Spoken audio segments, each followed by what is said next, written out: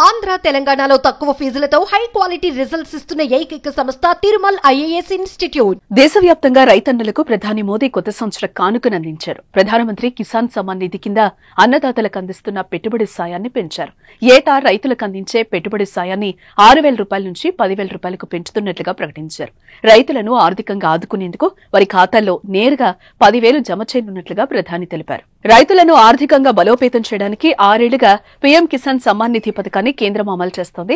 2019 నుంచి మోదీ సర్కార్ ఏటా రైతులకు 6,000 రూపాయల పెట్టుబడి సాయం అందిస్తున్నారు. 2,000 చొప్పున 3 విడతల్లో అన్నదాతల ఖాతాల్లో సొమ్మును జమ చేస్తున్నారు. ఇప్పటి వరకు కేంద్రం 18 వాయిదాలు చెల్లించింది. కొత్త ఏడాది ఫిబ్రవరిలో 19వ వాయిదా జమ కోసం రైతులు ఎదురుచూస్తున్నారు. కేంద్రం నుంచి వచ్చిన ప్రకటనతో అన్నదాతల్లో ఆనందం వ్యక్తమవుతోంది. 2024 లోక్సభ ఎన్నికల ముందు పీఎం కిసాన్ పథకం కింద అందించే సాయాన్ని కేంద్ర ప్రభుత్వం పెంచుతుందని వార్తలొచ్చాయి.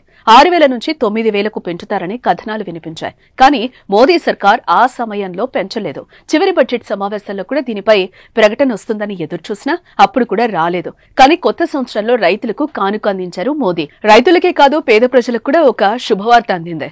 దేశంలో పేదల కోసం మరో 2 కోట్ల ఇళ్లను నిర్మించే విషయంపై సర్వే జరిపించారని కేంద్ర ప్రభుత్వం నిర్ణయించింది. ప్రధాని మోదీ తరపున నూతన సంవత్సర కానుకగా ఈ నిర్ణయం తీసుకుంది. 2025 మార్చి 31 లోపు ఈ సర్వేను పూర్తి చేయాలని కేంద్రం నిర్ణయించింది. ప్రాధాన్య ప్రాతిపదికన ఈ సర్వేను 3 నెలల్లో పూర్తి చేయాలంటూ డిసెంబర్ 27న కేంద్రం అన్ని రాష్ట్రాలకు లేఖ రాసింది. పేదలకు మరో 3 కోట్ల ఇళ్లు నిర్మిస్తామని బీజేపీ 2024 ఎన్నికల మేనిఫెస్టోలో హామీనిచ్చింది. అయితే రాబోయే 4 ఏళ్లలో అదనంగా 2 కోట్ల ఇళ్లు నిర్మించారని కేంద్రం భావిస్తున్నట్లుగా గ్రామీణాభివృద్ది శాఖ మంగళవారం విడుదల చేసిన వార్షిక నివేదికలో పేర్కొంది.